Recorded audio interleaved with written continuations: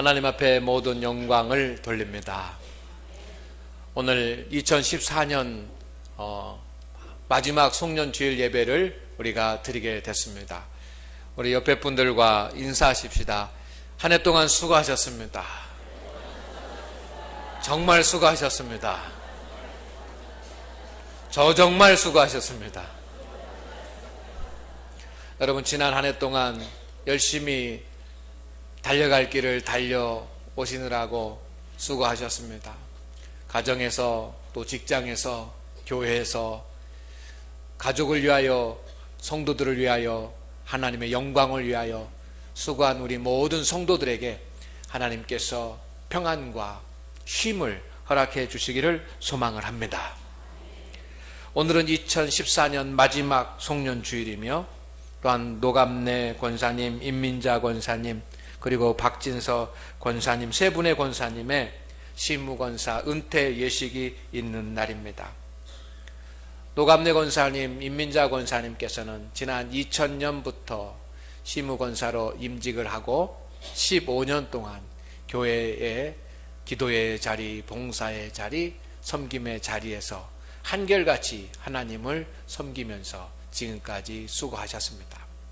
그리고 박진서 권사님은 다른 교회 다니다가 우리 교회로 오셨는데, 우리 교회에 오셔서 신앙생활 하시면서 우리 모든 성도들의 본이 될 만큼 그렇게 귀하고 복된 그런 믿음의 삶과 그리고 봉사와 헌신을 보여주셨습니다.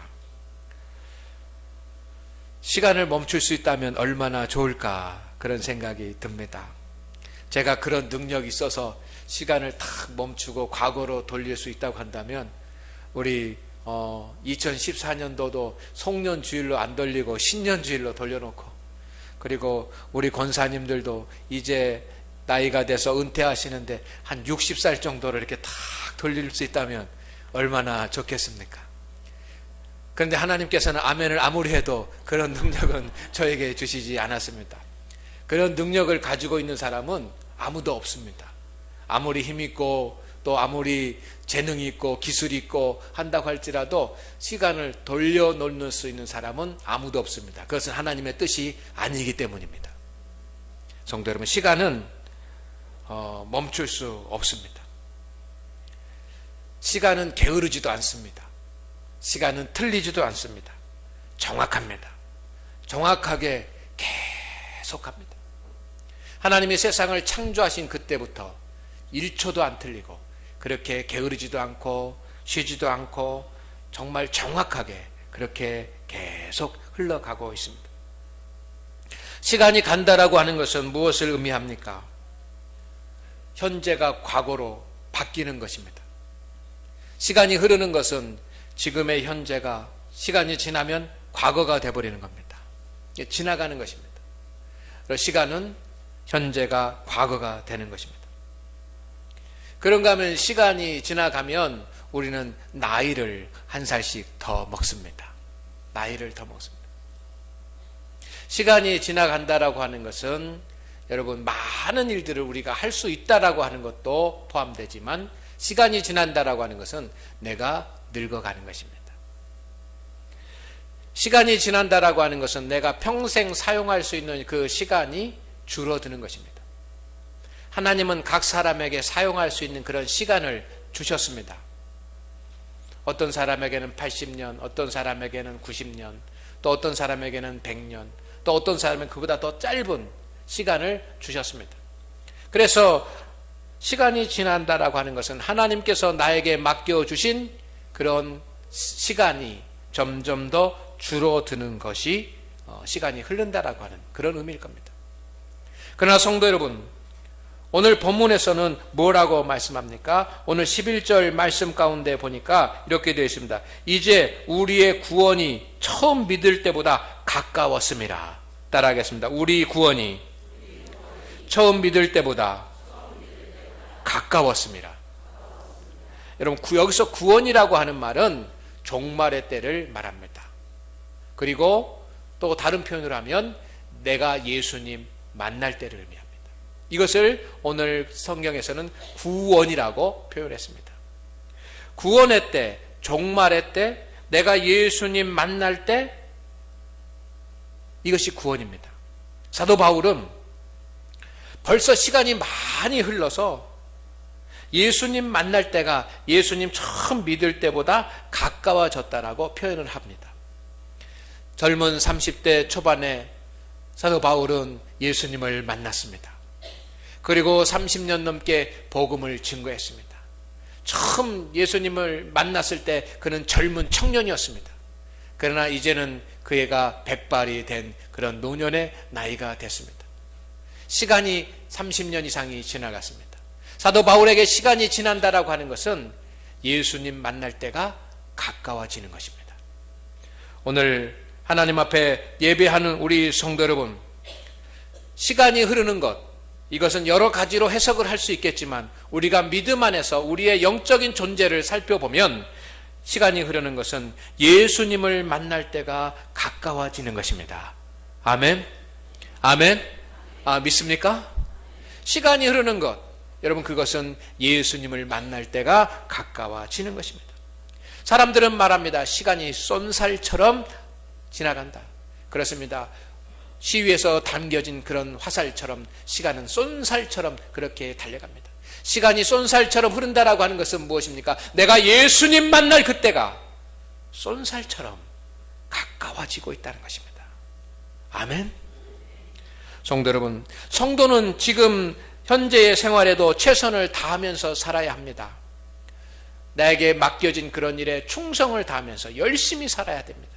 그렇지만 또한 성도는 예수님 만날 때를 생각하고 성도는 예수님 만날 때를 예비해 두어야 합니다. 예수님 만날 때가 가까워지고 있습니다.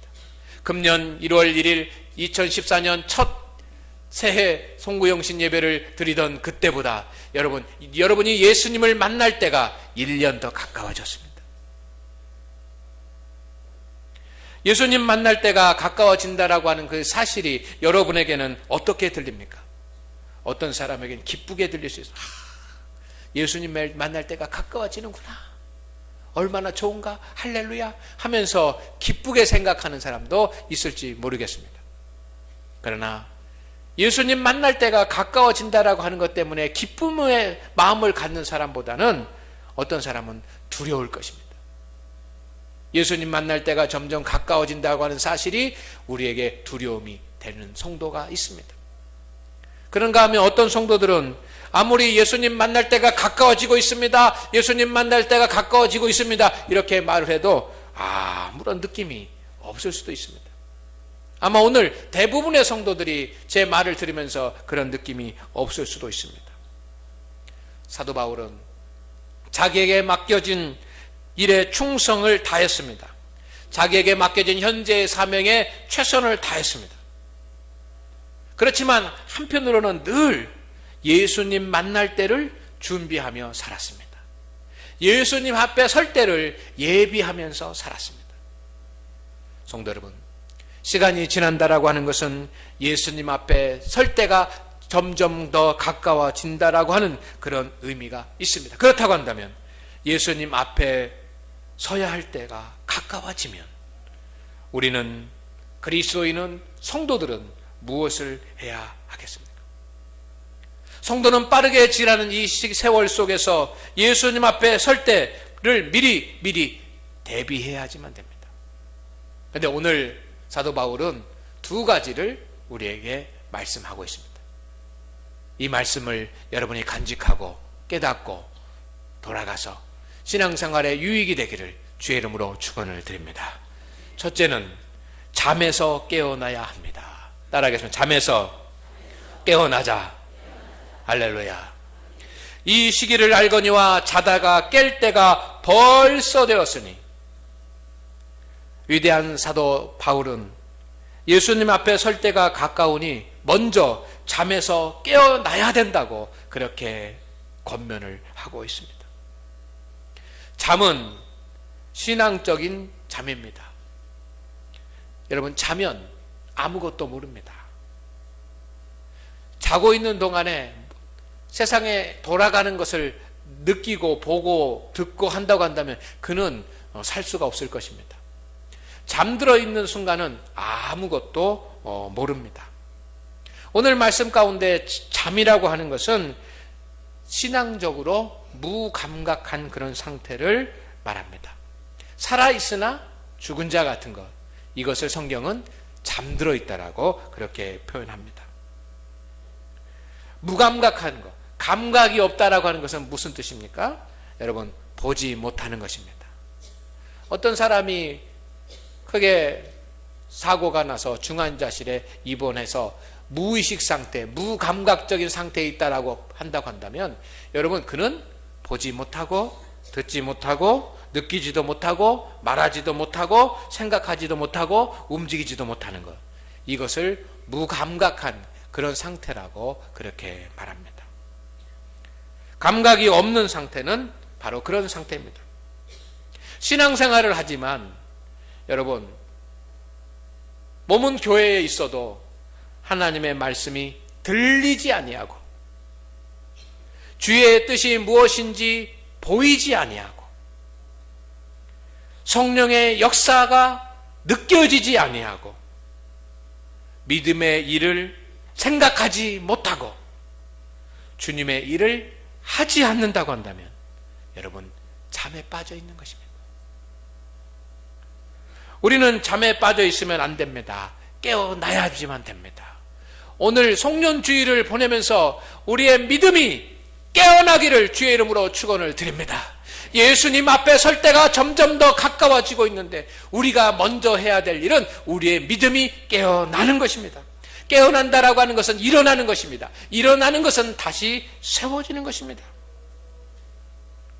오늘 송년주일을 우리가 보내는 것을 아쉬워하는 것보다는 하나님, 나의 믿음을 다시 세워 주시옵소서, 나의 믿음이 깨어나게 하여 주시옵소서 기도할 수 있는 시간이 되기를 원합니다.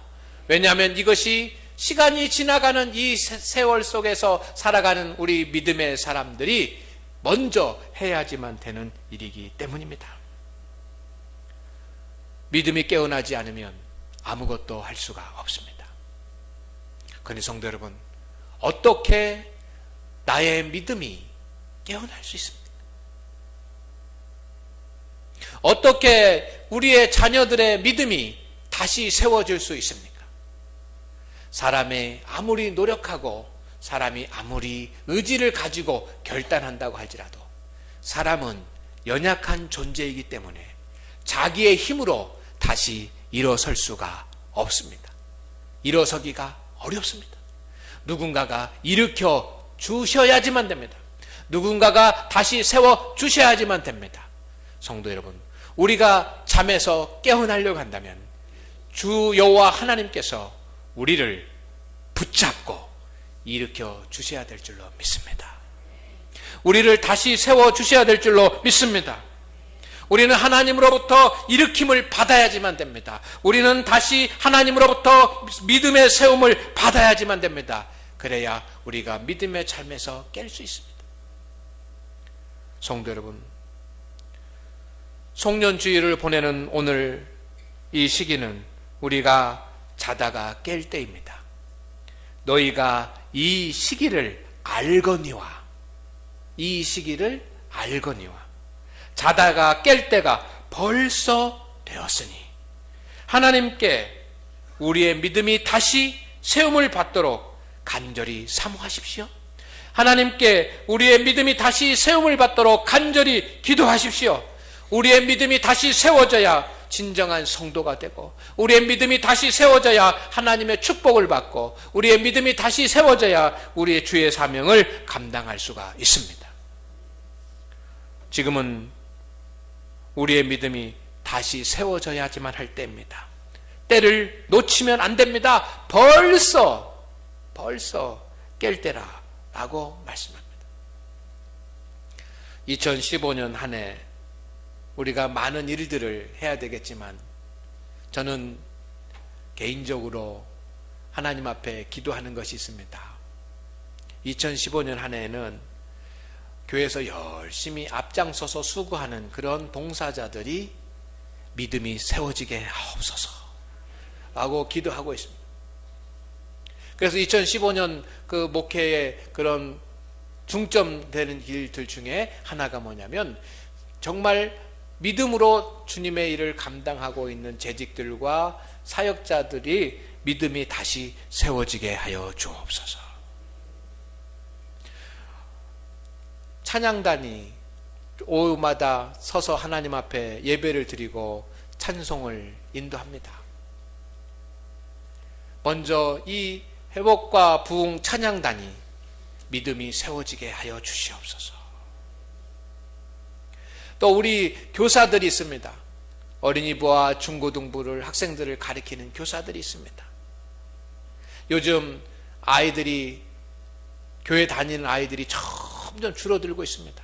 학교 수도 줄어들고 학생 수도 줄어드니 교회 학교 수도 줄어들고 당연한 일입니다. 그러나 학생 수가 줄어드는 것만으로 염려하고 근심할 것이 아니라, 먼저 교사들의 믿음이 다시 세워지면 불같은 역사가 일어날 것이라고 저는 믿습니다. 구역장 인도자의 믿음을 다시 세워주시옵소서. 성가대의 믿음을 다시 세워주시옵소서. 하나님 앞에 기도하고 있습니다. 오늘 하나님 앞에 예배하는 우리 성도 여러분, 우리의 믿음이 다시 세워지기를 소망을 합니다. 1월 3일 토요일입니다. 새해가 시작된 첫 토요일에 5시부터 저녁 9시까지는 시무장로 그리고 피택장로 부부 세미나를 합니다. 왜 1년의 첫날, 첫 시간에 시무장로, 피택장로 부부 세미나를 하느냐 하면, 먼저 당회원들부터 장로님 부부부터 하나님 믿음으로 세워주시옵소서. 그렇게 믿음으로 세워져 나가면 찬양단이 세워지고 교사가 세워지고 구역장 인도자가 세워지고 성가대가 세워지고 성도들의 믿음이 세워질 때 하나님의 은혜가 채워지고 하나님의 축복이 채워지고 하나님의 역사가 나타날 줄로 믿습니다. 성도 여러분, 하나님 앞에 기도하십시오. 우리는 예수님 만날 때가 점점 더 가까워오고 있습니다. 깨어서 하나님, 나의 믿음을 세워 주시옵소서. 나의 믿음을 다시 세워 주시옵소서. 간절히 하나님 앞에 기도하는 그 기도가 우리 가운데 있어야 합니다. 두 번째로는 어둠의 일을 벗고 빛의 갑옷을 입어야 합니다. 12절 말씀해 보니까 밤이 깊고 낮이 가까웠으니, 이 말씀은 예수님 만날 때가 가까웠다라고 하는 말입니다. 낮이라고 하는 말은 예수님이 통치하시는 하나님의 나라를 말합니다. 예수님 만날 때가 가까웠다는 뜻입니다. 12절에 보니까 그러므로 우리가 어둠의 일을 벗고 빛의 갑옷을 입자라고 합니다. 예수님을 만날 때가 가까웠으니 성도는 따라하겠습니다. 잘 벗고 잘 입어야 된다. 할렐루야. 어둠의 옷을, 어둠의 일을 벗으라고 합니다. 육적인 것, 세상적인 것, 세속적인 것, 인본주의적인 것 다 벗으라. 그리고 입으라고 말합니다. 무엇을? 빛의 갑옷을. 빛의 갑옷이 무엇입니까? 14절 말씀에 보니까 예수 그리스도로 옷 입고 라고 되어 있습니다. 빛의 갑옷을 입으라라고 하는 말은 예수 그리스도를 입으라고 하는 말입니다. 예수 그리스도를 입으라고 하는 말은 예수 그리스도의 사람이 되라는 것입니다. 오늘 예수님 만날 때가 점점 가까워지는 이 시대에 우리 성도들은 예수님의 사람이 되어야 합니다. 학생은 교복을 입고, 군인은 군복을 입고, 성가대는 성가대 가운을 입고, 여러분, 옷을 입는 순간 그 옷의 명예에 맞게 살아야지만 하는 것입니다. 여러분, 그리스도로 옷 입은 온전한 그리스도의 사람입니까? 복음을 전하는 일도 중요합니다. 복음을 전해야 합니다. 사명을 감당하는 일도 중요합니다. 사명도 감당해야지만 됩니다. 그러나 먼저 나의 믿음이 세워지고 내가 먼저 그리스도의 사람이 되는 것이 중요합니다. 성도 여러분, 여러분은 여러분이 예수님의 사람이라고 할 수 있는 증거를 가지고 있습니까? 예수님의 사람은 매일매일 벗고 매일매일 새로 예수 그리스도로 옷 입습니다. 육적인 것을 벗고 예수 그리스도로 입는 것은 어려운 일입니다. 오늘 말씀해 보니까 이렇게 빛의 갑옷을 입자. 왜 갑옷을 입자라고 그랬습니까? 여기서 빛이라고 하는 말은 예수 그리스도라고 하는 말이고, 왜 갑옷을 입자고 했을까? 예복을 입자고 할 수도 있고 그냥 옷을 입자고로도 할 수 있는데 갑옷을 입자고 했어요. 갑옷은 전쟁할 때 입는 옷입니다. 전쟁할 때 입는 옷이 갑옷입니다. 갑옷을 입자라고 하는 말은 그만큼 예수 그리스도로 옷 입는 것이 힘들고 어려운 일이고, 그것은 믿음의 싸움이고 영적인 전투라고 하는 그런 의미가 담겨져 있는 것입니다. 오늘 우리는 그리스도의 사람이 먼저 되어야 합니다. 성도 여러분, 여러분은 그리스도의 사람이 먼저 되시기를 주의 이름으로 축원을 드립니다. 그러나 어떻게 우리가 그리스도의 사람이 될 수 있습니까? 나의 의지나 나의 힘이나 나의 능력이나 나의 결단을 가지고 오늘 변화해서 바로 예수 그리스도의 사람이 되기 어렵습니다. 우리는 연약하기 때문입니다. 누군가가 우리를 세워주셔야지만 합니다. 성령님께서 우리를 세워주셔야 될 줄로 믿습니다. 성령님께서 우리를 세워주실 때 우리는 그리스도의 사람이 될 수 있습니다. 그렇다고 한다면 이 시간 하나님 앞에 송년주의를 맞이하면서 우리가 하나님 앞에 기도해야 될 것은, 하나님, 성령의 도우심으로 말미암아 내가 그리스도의 사람이 온전하게 되게 하여 주시옵소서. 그런 기도가 모든 성도들 가운데 일어나야지만 합니다. 이것이 시작되어야지만 합니다. 이것을 사모하시기를 주의 이름으로 축원을 드립니다. 삼위일체 하나님께서 여러분의 믿음을 다시 세우시고, 삼위일체 하나님께서 여러분을 예수 그리스도의 사람으로 다시 세우시기를 사모하십시오. 그렇게 되어지기를 주의 이름으로 축원을 드립니다.